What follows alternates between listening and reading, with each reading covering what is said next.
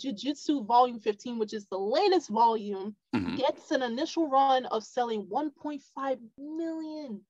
Yeah, people are going hard for Jujutsu right now. It's very, very popular. Like, Volume 1, and then I'll wait. I'll get Volume 1 to support the author, man. Because you know what it is for me? Like, I just really, really, really want the omnibus. Like, I know omnibuses aren't as popular as they were. Like, people really don't buy those book collections no more. Because I get it. Like, people don't really buy like paper print manga as much as they used to. Like, people would rather buy like the subscription-based services where they can get like Viz, and Viz will provide them with the digital manga, so they don't have to have the book. Because like, I feel like physical content is no longer gonna be as popular as it was back then. But I still do like my manga, and if they do eventually come out with like a omnibus for Jujutsu where it's like a couple of volumes in one for like 20-ish, but I think it's gonna be like $25. Like, think about that for a second, like how cost effective omnibuses are, whereas like you get 3 volumes for $25 versus like a volume. Well, where I'm at, they're like 15 to $20. Because that would be like, each volume will be at least, if it's like a 3-in-1 volume, they'll be like, if you separate each volume by itself, that'll be like $5 and some chump change. So you're actually saving more money comparing to a single volume, which will be like $8. And I misspoke. My fault. 10 to $15. My fault. I said 10 to $15 for a single volume. By the time the series, and you could be spending up to over $100 if you collect all volumes together. Imagine 15 volumes in total. You just spent $150 versus if you got like 3 volumes of 3-in-1s, you're saving like an extra $50 or so in your pocket. Bingo, which would be a hell of a lot more smarter. Just to be a little bit, because 3 volumes for $25, and then if you got 3 volumes, like Kim just mentioned, like save $5, that's not bad. Exactly, like that's cost efficient. You have all the volumes without having all the volumes, so that would be pretty damn dope. But like Jujutsu, I was talking to Carl yesterday and before. Jujutsu was hitting numbers prior to it even hitting halfway into its season in terms of manga sales. That's how crazy Jujutsu is getting in popularity. Like, imagine if it said, oh, we're going to decide to have a movie by the end of the year.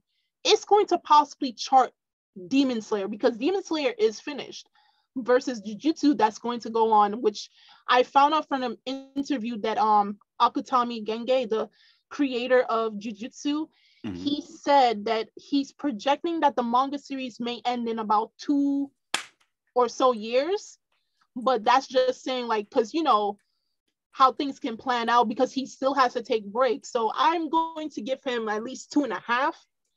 So I'm happy about that. I'm happy about that. I would say I'm going to give him projection of 2.5 years, because if he does take breaks, that still leaves him like a week behind or 2, depending on how long he's taking a break.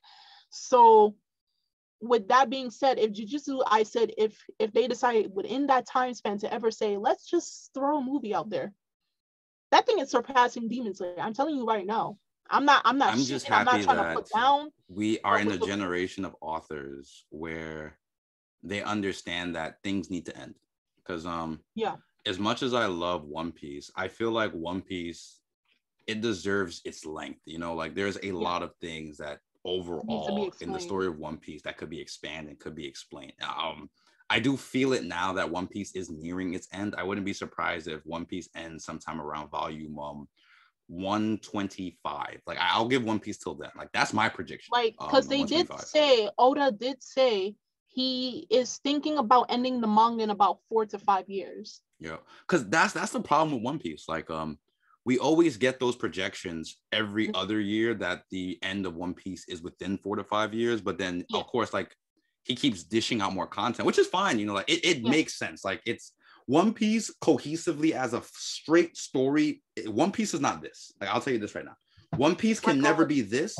One Piece is like this. It curves this. It goes up. It gets rigid. Like, One Piece is a rigid line because, like, the thought process that One Piece was originally, it gets constantly changed to fit the overall pacing that they need it to fit.